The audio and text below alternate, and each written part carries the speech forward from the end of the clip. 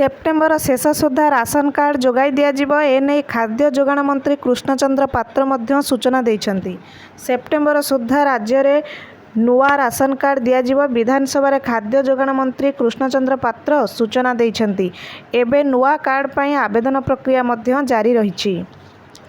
नुआ ration card पई एबे सुधा 10 लाख आवेदन करिसेंति। पूर्वरु जेउ गुड़िक फेक राशन कार्ड रहिथिला सेगुड़िक चिन्हट कराଯାଇथिला सेही कार्ड गुड़िकु मध्य कटा जाइछि।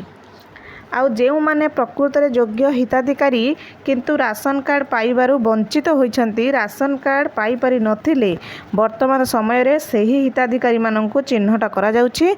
प्रकृत रे जेउ माने योग्य हिताधिकारी जेउ आवेदन करूछन्ति सेमाननकु चयन करा जाई सेप्टेम्बर सुधा सेमाननकु नुआ राशन कार्ड जोगाई दियाजिब। एने खाद्य जोगाण मंत्री कृष्णचंद्र पात्र मध्य विधानसभा रे सूचना देइछन्ति। तथ्य रहिছে जे पाखापाखि 10 लाख हिताधिकारी वर्तमान पर्यंत आवेदन करि सारिलेनी। एबे भी आवेदन प्रक्रिया जारी रहिछि। जेउ माने राशन कार्ड नाही, जेउ मानकर राशन कार्ड नाही किंतु योग्य हिताधिकारी से माने आवेदन मध्य करूछन्ति। किछि दिन पूर्वरु नुआ सरकार आसिबा परे जेउ धर्मघट करा जाइथिला जे पाखापाखि 25 लाख रु ऊर्ध्व फेक राशन कार्ड चिन्हट करा जाई सेगुड़ी को कैंसिल करा जाइछि। आउ एबे नुआ हिताधिकारी आवेदन करूछन्ति।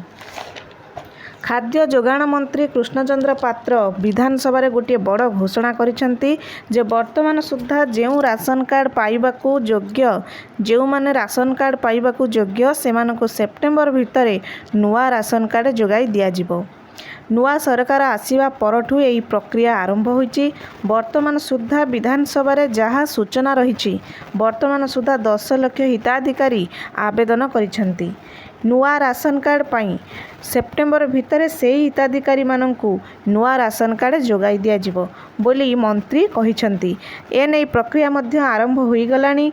हिताधिकारी माननकु चयन करा जिवो और स्वच्छता अवलंबन करा जाई योग्य हिताधिकारी माननकु केमिति पाई परिबे से नै प्रक्रिया आरंभ होई सारिछि एवं स्वच्छता सहित हिताधिकारी माननकु चयन करा जिवो बोली गृह रे प्रतिश्रुति रखिसेंति मंत्री कृष्णचंद्र पात्र। अन्यपटे आउ गोटे बड़ डेभलपमेंट जानिथिबे जेउ ई-केवाईसी लिंक आरंभ होइछि। ई-केवाईसी संयोगीकरण प्रक्रिया मध्य आरंभ होई सारिलानी। जेउ अयोग्य जेउ माने अयोग्य सेमानकु बाद दिया जिवो बोली मंत्री कहि सारिछन्ति। बहुत दिन पर 2018 पर नुआ हिताधिकारी सामिल होई नाहंती। 6 वर्ष पर नुआ हिताधिकारी सामिल हेबे। गोटे पटे आपण जानिथिबे जेहेतु जनसंख्या बढ़ुची ताहाकु आधार करी नुआ हिताधिकारी माननकु नुआ सरकार आसिबा परे परे बारंबार कहउछन्ति आमे योग्य हिताधिकारी राशन कार्ड पाई परि नाहंती सेमाननकु सरकार एही प्रक्रिया रे शामिल करिवे। बहुत शीघ्र एही प्रक्रिया आरंभ हेबो।